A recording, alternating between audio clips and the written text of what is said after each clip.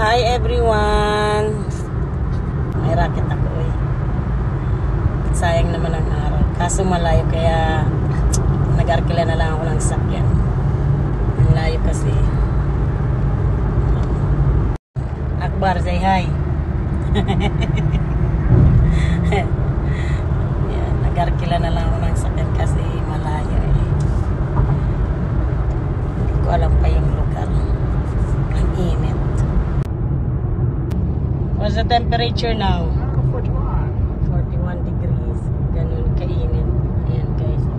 So, parang sa Pilipinas din. Nasa taas yung kuryente. Na guys. Malapit na ako. Right turn. Ayan guys. Ayan ang bahay na pupuntan ko. Ayan.